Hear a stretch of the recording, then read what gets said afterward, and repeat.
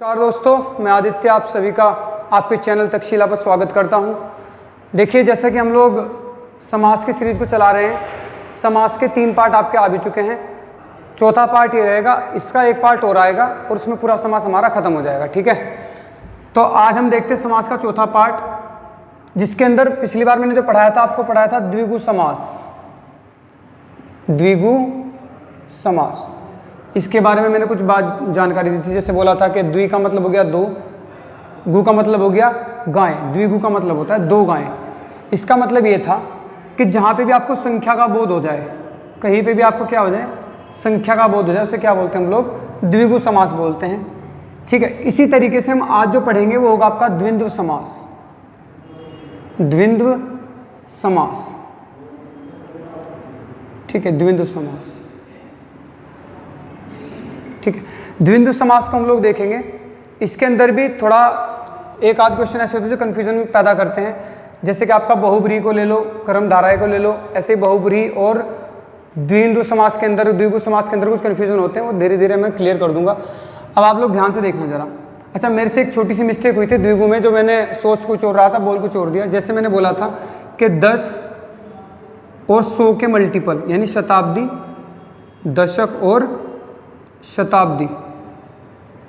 ठीक है, दशक और शताब्दी ये किस में आते हैं? ये मैंने बोला कि द्विगु में नहीं आते, लेकिन ये द्विगु में आते हैं। ठीक है, ये मेरे से सोच कुछ और रहा था, बोल मैंने कुछ और दिया था, ये मैं आज क्लियर कर दूंगा बातें। ठीक है, अब देखो ध्यान से, बात आती है कि द्वंद्व समास होता कितने प्रकार का है। तो द्वंद्व समास आपका 3 प्रकार का होता है। पहली बात तो ये जान लेते हैं हम लोग, 3 प्रकार का होता है। पहला कौन सा होता है? पहला होता है इतरेतर, इतरेतर द्विंद्व। ठीक है, दूसरा होता है वैकल्पिक द्विंद्व, वैकल्पिक द्विंद्व। और तीसरा टाइप होता है आपका समाहार, समाहार द्विंद्व। ठीक है, इतरेतर का मतलब क्या होता है? इतरेतर का मतलब होता है या तो ये या वो, यानी कि अधिकतर किस शब्द का यूज होता है इतरेतर में? सॉरी, और का। जैसे और आप बोलते हो ना, और इतरेतर, और, एवं, तथा। ठीक है, और एवं तथा किस में आते हैं? इतरेतर में। और वैकल्पिक का मतलब होता है विकल्प। आपने देखे, या तो ये आंसर है, या 4 विकल्प जैसे आपके एग्जाम में आते हैं, या तो ये आंसर है या ये आंसर है। तो वैकल्पिक क्या होता है? या, अथवा। ठीक, इसमें एक शब्द और आ जाएगा, वह भी आप लोग लगा सकते हो, कोई फर्क नहीं पड़ता। अक्सर करके वैसे और, तथा, एवं इन पे पूछा जाता है, लेकिन वह भी आप लोग रख सकते हो। तो इतरेतर में क्या आ जाएगा? और, एवं, तथा, वह। वैकल्पिक में आ जाएगा या, अथवा। समाहार से आपके कोई क्वेश्चन नहीं पूछा जाता, बस टाइप आपको ध्यान रखना है कि इतरेतर होता है, वैकल्पिक होता है, समाहार होता है। ये तो किसके प्रकार है? जैसे पूछ लेगा कि वह समाहार किसका भेद है, तो किसका भेद है? द्विंद्व समास का भेद है समाहार। ऐसे इतरेतर किसका भेद है? द्विंद्व समास का। वैकल्पिक किसका भेद है? इसका। ठीक है, समाहार का मतलब होता है, समाहार मतलब किसी चीज को इकट्ठा करके रखना, समाहार होता है। चलो अब आगे बढ़ते हैं कि कैसे कैसे इतरेतर कौन सा होता है, वैकल्पिक कौन सा होता है, मैं धीरे धीरे बताता जाऊंगा। ठीक है, आगे बढ़ते हैं। इसके कुछ एग्जाम्पल और चीजें देखते हैं, पहचानते कैसे हैं। पहचान इसकी होती है विलोम शब्दों से। एक तो जब आपको लगे कोई विलोम शब्द है, जैसे आग पानी, ठीक है ना, पाप पुण्य, लाभ हानि, तो इस तरीके के शब्द क्या होते हैं? विलोम शब्दों के अंतर्गत आते हैं। तो विलोम शब्द जितने भी होते हैं अधिकतर वो किस में आते हैं? द्वंद्व समास में आते हैं। और दूसरा आपका होता है विलोम शब्द के अलावा, ठीक है, योजक चिन्ह, योजक चिन्ह। तो जो योजक चिन्ह कौन सा होता है? ये वाला। जब आपको ये साइन दिख जाएगा, इसका मतलब वो कौन सा है? वो आपका समास है द्वंद्व समास। तो पहला विलोम शब्द, दूसरा योजक चिन्ह। ठीक है, इस तरीके से आप लोग आसानी से पहचान सकते हो। अब देखो ध्यान से जरा, इसके कुछ एग्जाम्पल देख लेते हैं। जैसे हरि हर, पाप पुण्य, हरिहर, पाप पुण्य, लाभ हानि, नोन तेल। ठीक है, ठंडा गरम, ये हो गया। ये एग्जाम में पूछा गया था क्वेश्चन, हरि हर में कौन सा समास होता है। आप तो ध्यान से देखो अगर, तो हरि का मतलब क्या होता है? विष्णु। हरि का मतलब क्या होता है? विष्णु। और हर का मतलब क्या होता है? महादेव, यानी शिव। हर का मतलब क्या होता है? महादेव। तो आपने देखा विष्णु और महादेव, तो इसका मतलब क्या हो जाएगा? हरि और महादेव। और कहाँ लिखा था मैंने? और लिखा था मैंने इतरेतर में। तो ये द्विंदु समास तो है, लेकिन कौन सा है? इतरेतर द्विंदु। जहाँ पे भी और, एवं, तथा, वह दिख जाएगा वो होता है इतरेतर द्विंदु। होगा द्विंदु ही, लेकिन अगर डाल दे ऑप्शन में तो आपको ध्यान रखना इतरेतर होगा। या अथवा अगर दिख जाएगा उसका मतलब क्या होगा? वो कौन सा समास है आपका? वो आ जाएगा आपका वैकल्पिक। ठीक है, ध्यान रखने वाली बात है। तो आपको क्या देखना है? और, एवं, या, अथवा, ऐसे ऐसे शब्दों को आपको ढूंढना है इसके अंदर। ठीक है, तो हरि और महादेव है ना, तो हरि और हर, हरि और हर। पाप पुण्य, पाप और पुण्य। लाभ हानि, लाभ या हानि। ठीक है, इस तरीके से बोल सकते। वैसे भी आपस में उल्टे हैं, देखो चिन्ह लगा रहता है इनके बीच में, लाभ हानि के बीच में चिन्ह लगता है। तो ये चिन्ह किसका? योजक चिन्ह है। जब आपको दिखेगा तो तुरंत किस में डाल देना है? द्विंदु समास में डाल देना है। या आ गया, और आ जाए, नोन और तेल, नोन और तेल। ठंडा या गरम, ठंडा या गरम। तो बात समझ में आ रही है? इस तरीके के सारे क्वेश्चन किसमें आ जाएंगे? आपके द्विंदु समास के उदाहरण ये हो जाएंगे। आगे बढ़ते हैं हम लोग, इसे हटा देता हूं। तो ध्यान देखना, और, या, और एक ही आपका ये वाला चिन्ह। ठीक है, अब बात करता हूं मैं कुछ संख्याओं की, जो सबसे ज़्यादा इंपॉर्टेंट आपका बैठता है वो है आपकी संख्याएं। जैसे अच्छा, जैसे एक लाभालाभ है, लाभा लाभ, इसका मतलब क्या होता है? लाभ या अलाभ। तो वैकल्पिक द्वंद्व में आ जाएगी बात, वैकल्पिक द्वंद्व में आ जाएगी बात। ठीक है ना। सुरासुर जैसे मैं लिख दूं सुरासुर, तो आप क्या बोलोगे? सुर और सूर्या, सूर्या असुर। तो ये भी किसका बैठ जाएगा आपका एग्जाम्पल? वैकल्पिक द्वंद्व का। तो ये बात आपने ध्यान रखनी। इतरेतर हो गया, वैकल्पिक का। समाहार पे ऐसे क्वेश्चन बनते नहीं है। ठीक है, कोई जब उसमें पूछा भी नहीं जाता है। तो आपको ध्यान सिर्फ किसका रखना है? द्वंद्व समास में इतरेतर का और वैकल्पिक का ध्यान रखना है। आगे हम लोग बढ़ते हैं और आगे बात करता हूँ मैं संख्याओं की। इतरेतर के अंदर ही, जो इतरेतर आपका द्वंद्व समास होता है, इसके अंदर कुछ संख्याएं आती हैं। सारी संख्या इसी में आती हैं। कैसी कैसी? देखो, जैसे 10 से ऊपर की सारी संख्याएं, मैंने बोला था ना 10 का मल्टीपल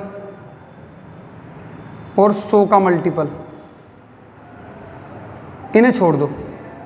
10 का मल्टीपल यानी 10, 20, 30, 40, 50। 100 का मल्टीपल मतलब 100, 200, 300, 1400, 2400, इस तरीके से करके सारे छोड़ दो। तो ये तो चले गए आपके द्विगु समास में। द्विगु समास मैंने पहले पढ़ाया था, ये तो सब चले गए उसमें। फिर और कौन जाएगा द्विगु समास में? 1 से लेकर 9 तक की संख्याएं, 1, 2, 3, 4, 5, 6, 7, 8, ये भी किस में चली जाएंगी? द्विगु समास में। अब जितनी भी संख्या बची इन्हें छोड़ के, जो मैंने लिखा है, इन्हें छोड़ के बाकी जितनी भी संख्याएं बची वो कहाँ जाएंगी? द्विंदु समास में। और वही होती है इतरेतर द्विंदु। जैसे एग्जाम्पल दिखा देता हूँ मैं। क्वेश्चन पूछा भी जाता है, आप लोग प्रैक्टिस सेट लगाते होंगे। अब आपने कोई बुक पढ़ी होगी तो आपने देखा भी होगा, 31 पूछा जाता है अक्सर करके। 31 या 31 बोल देते हैं बहुत से, 31 करके। तो इसे क्या बोलोगे आप? 30 और 1, बीच में क्या बोल दिया आपने? और। तो इसलिए इसे क्या बोल देते हैं? द्विंदु समास में डाल देते हैं। 21, 31 हो गया, 21 हो जाएगा 21। उसमें क्या होगा? 20 और 1 किस में जाएगा? द्विंदु समास में। 20 और 1 21, 64। हिंदी में लिख लेते हैं 64। क्या हो जाएगा? 60 और 4 64। तो सब में बीच में क्या आ रहा है, और। तो इतरेतर के अंतर्गत आते हैं। ध्यान रखने की बात है, द्वंद्व समास में से ज़्यादा कुछ नहीं पूछा जाता। इतना अगर आपने कर लिया तो समझ लो आपके इससे क्वेश्चन नीचे बिल्कुल भी बाहर जाएगा ना, ये बात ध्यान रखनी है। तो ये हो गया आपका द्वंद्व समास। अब नेक्स्ट हम हेडिंग लेके चलते हैं अपनी बहुव्रीहि समास। ठीक है, अच्छा ये बताओ न्यूनाधिक किस में आएगा?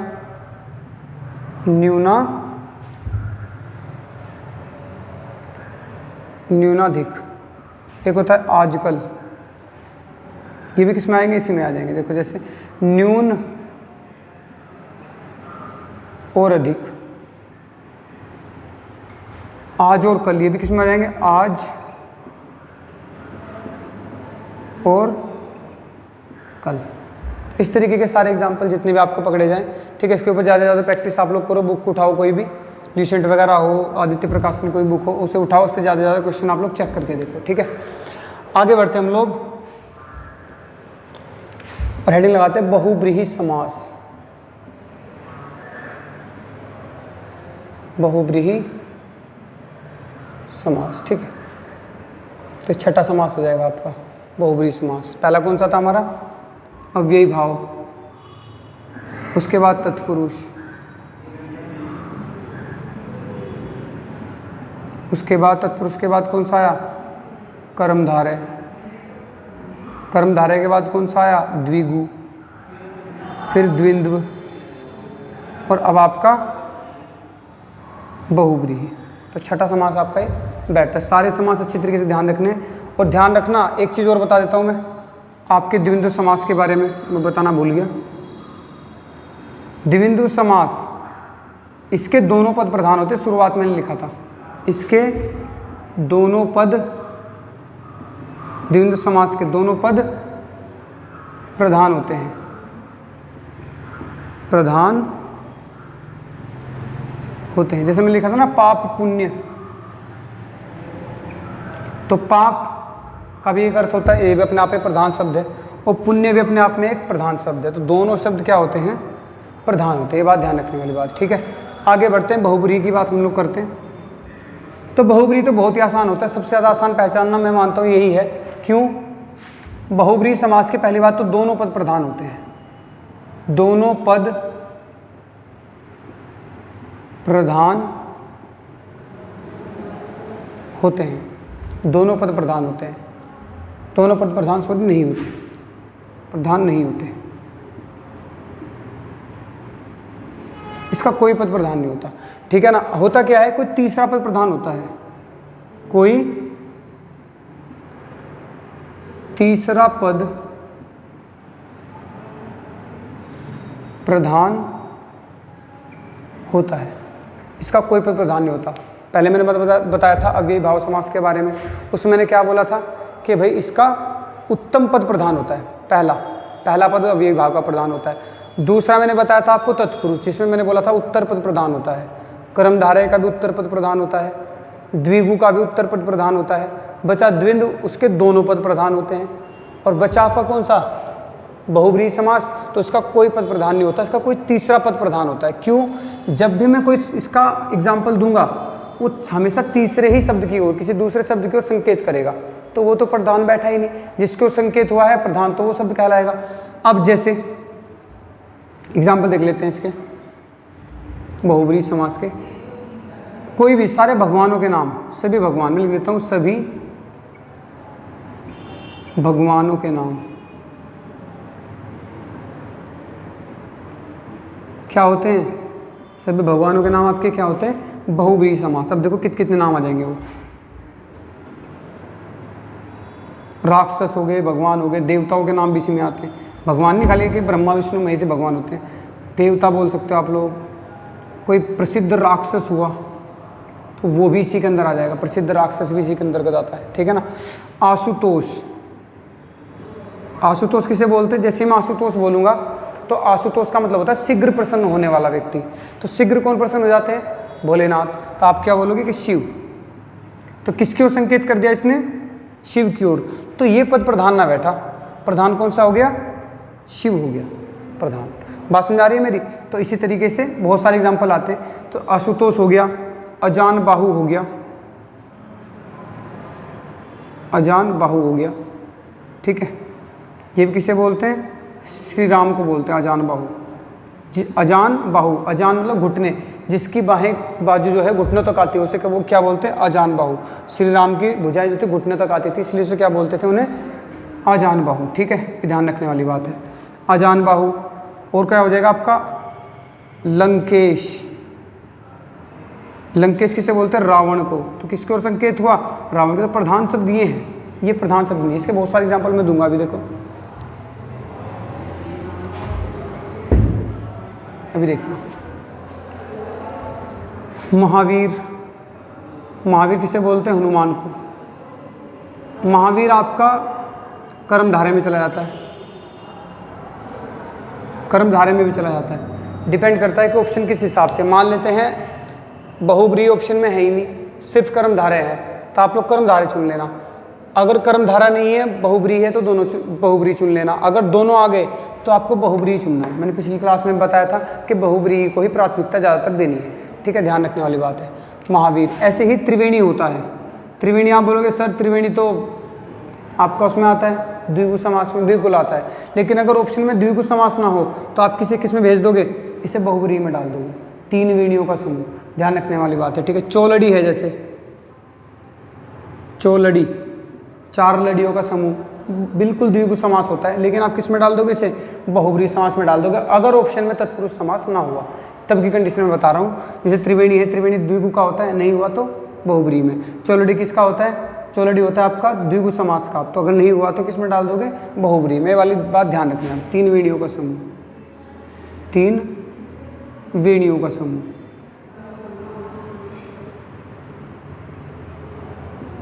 ठीक है। चार लड़ियों का समूह, लड़ियों का समूह, ठीक है ना। त्रिवेणी, महावीर, चौलड़ी, षडानन। षडानन किसे बोलते हैं?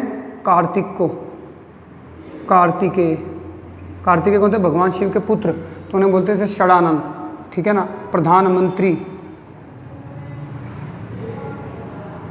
प्रधानमंत्री। इसी तरीके से आपका एक हो जाएगा मुख्यमंत्री। ये भी सब क्या हैं? ये भी सब बहुब्रीहि के उदाहरण हैं। और देख लेते हैं, मैं शब्द लिखा देता हूँ, कोई शब्द ज़्यादा इंपॉर्टेंट है। प्रधानमंत्री, ठीक है ना। उसके बाद आपका आ जाएगा जलज।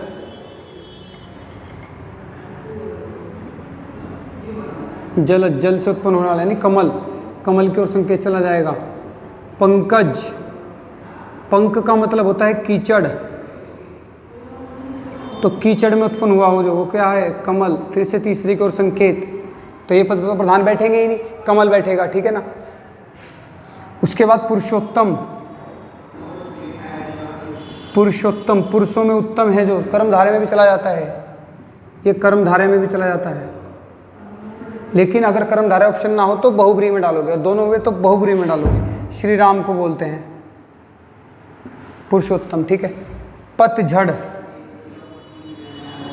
पतझड़ भी इसी में आता है। अनहोनी, न होने वाली घटना, न होने वाली घटना या संभावित घटना, अनहोनी वाली घटना। जो घटना नहीं होनी चाहिए थी वो भी अनहोनी हो गई, जो घटना नहीं होनी चाहिए थी वो घटना हो गई, तो उससे क्या बोलेंगे? अनहोनी हो गई, ठीक है। तो ये चला जाता है। जैसे नीलकंठ अगर मैं बोलूँ तो नीलकंठ, ठीक है। नीलकंठ किसे बोलते हैं? महादेव, यानी शिव को बोलते हैं। लेकिन नीलकंठ किस में चला जाता है? कर्मधारय में भी आ जाता है। नीला है कंठ जिसका, है ना।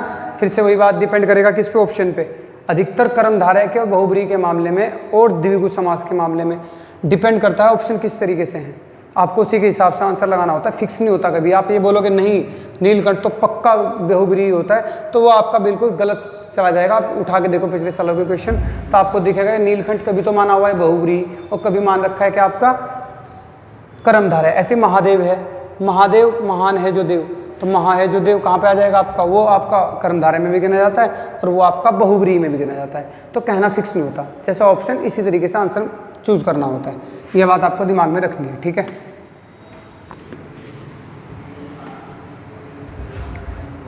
और देख लेते हैं। अच्छा, बहुव्रीहि के 4 प्रकार होते हैं, ये भी ध्यान रखना है आपने।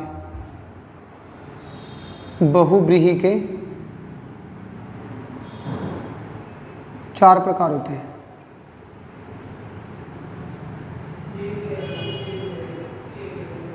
ठीक है, कौन कौन से होते हैं? पहला होता है समानाधिकरण, समानाधिकरण।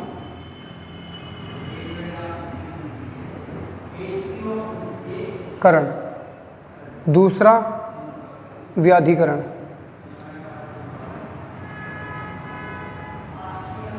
तीसरा होता है तुल्य योग। चौथा होता है व्यतिहार। व्यतिहार, ठीक है। तो एक होता है समानाधिकरण, एक होता है व्यधिकरण, तुल्य योग और व्यतिहार। सारे कौन से हैं? बहुव्रीहि के उदाहरण हैं। सारे किसके उदाहरण हैं? बहुव्रीहि के उदाहरण हैं, मतलब प्रकार हैं, ठीक है। तो 4 प्रकार होते हैं। इसके बारे में लिखना कुछ नहीं, आपने बस ये याद रखना कि ये किसके प्रकार होते हैं, क्योंकि द्वंद्व समास में और उसमें पूछ बैठता है कभी कभी कि व्यधिकरण किस समास का भेद है, तो किस समास का भेद है? बहुव्रीहि समास का भेद है। इतरेतर किस समास का भेद है? तो किसका है? द्वंद्व समास का भेद है। समाहार किस समास का भेद है? तो द्वंद्व समास का भेद है। तुल्य योग किस समास का भेद है? तो बहुव्रीहि समास का भेद है। इस तरीके से आपको ये बस इनके प्रकार याद रखने, इनके बारे में ज़्यादा कुछ नहीं पूछा जाता। फिर तो आप ज़्यादा लेवल पे जाओगे तब कभी इसके बारे में पूछा जाएगा, जब आपको नेट वगैरह एग्जाम देना हो तो वहाँ पे पूछा जाता है। आपके वनडे एग्जाम में ये चीज़ें नहीं पूछी जाती इतनी, ठीक है। ये ध्यान रखने वाली बात है।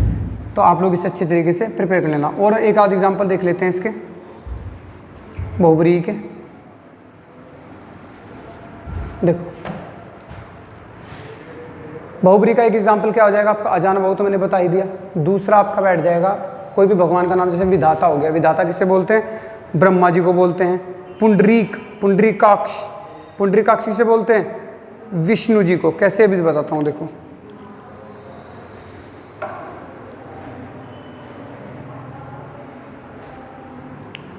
देखो, जैसे मैं बोलूँ पुंडरीक, पुंडरीकाक्ष, ठीक है। पशुपतिनाथ या पशुपति बोल दूं मैं, ठीक है। पशुपति किसे बोलते हैं? शिव को। पुंडरीक, पुंडरीक का मतलब होता है कमल। पुंडरीक का मतलब होता है कमल, और अक्ष मतलब होती है आंख। तो जिसकी आंख कैसी हो? कमल जैसी हो। वो कौन है? विष्णु जी। तो ये किसकी ओर संकेत कर दिया इसने? इसी बात से इसने संकेत कर दिया किसकी ओर? विष्णु जी की ओर, कि पुंडरीकाक्ष किसे बोलते हैं? विष्णु को बोलते हैं।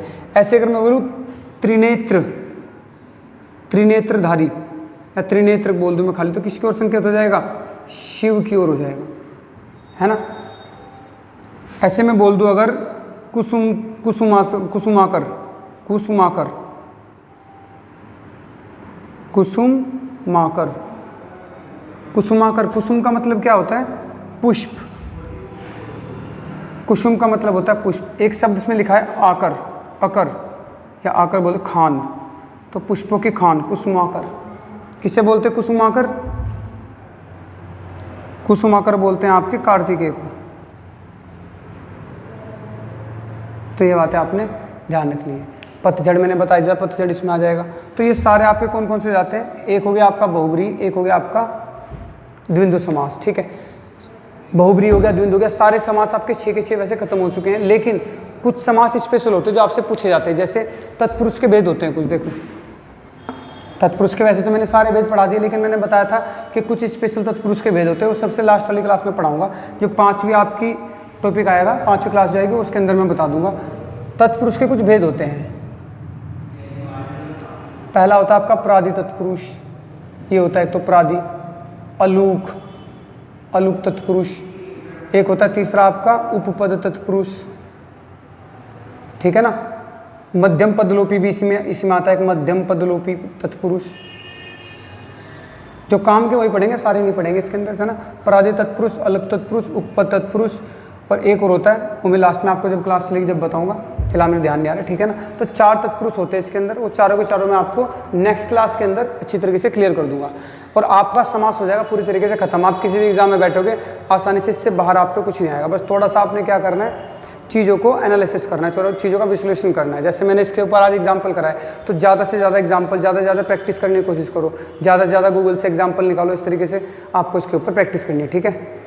तो नेक्स्ट वीडियो में पूरा समास आपका खत्म हो जाएगा, उसके बाद हम नया चैप्टर इसके अंदर देखेंगे और जल्दी आपके और सब्जेक्ट भी हम लोग शुरू कर देंगे, ठीक है। तो मिलते हैं नेक्स्ट वीडियो में, तब तक के लिए धन्यवाद।